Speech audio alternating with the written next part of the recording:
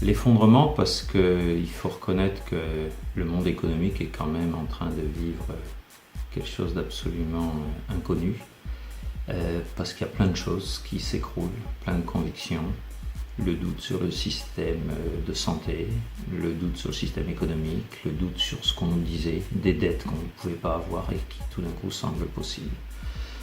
Priorisation parce que c'est le moment ou jamais de se dire qu'est-ce qui est important chez soi, dans le bureau, au boulot, comment occuper ses heures.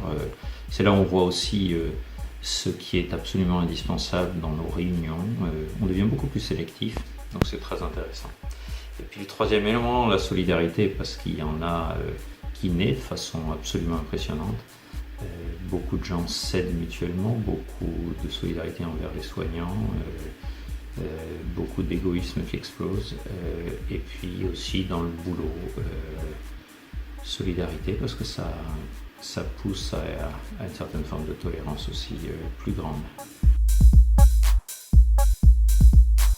Alors clairement ce qui me manque le plus c'est la pratique du sport, parce que la pratique du sport c'est quelque chose de libre. Alors évidemment j'adore skier, c'est un peu compliqué.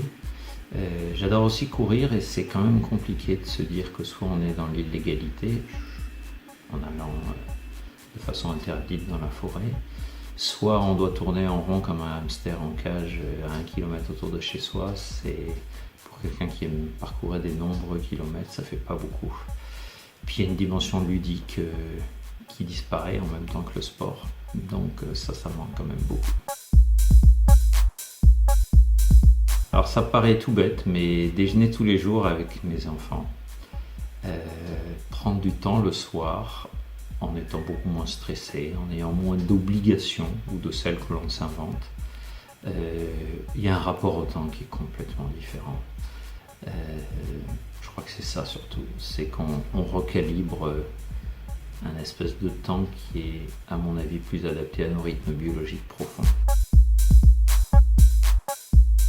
Eh bien, je dirais qu'il y en a deux pour moi. Il y a d'abord le goût de la liberté de mouvement.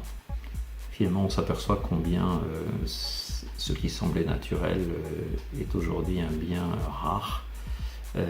Et la liberté de mouvement, finalement, autant qu'une liberté de pensée, elle est quand même assez essentielle pour expérimenter la liberté. Et puis l'importance, par opposition, d'être bien chez soi. Parce que je pense que cette période de confinement, ceux qui ne sont pas bien chez eux, ils doivent le sentir beaucoup plus amèrement. Donc ça permet sans doute aussi une forme de valeur sur cultiver pas seulement son jardin secret, mais sa maison secrète, son chez-soi. Voilà. Clairement, moi je me trouve dans un business, celui des soupes, qui bénéficie énormément de cette période. Énormément parce que les gens aiment cocooner, sont obligés de cocooner. À ce titre, les soupes correspondent à ce type d'attente, parce qu'aussi on bénéficie de beaucoup de reports du hors domicile vers le domicile, et parce que je crois, j'ai un secret espoir aussi, que les gens découvrent davantage de plaisir finalement à profiter un peu de chez soi. Alors bien sûr, soit ça va pousser la concurrence de la soupe faite à domicile, soit ça va développer le fait de manger à domicile avec des produits industriels. Mais je pense que le rapport à l'alimentation va évoluer quand même.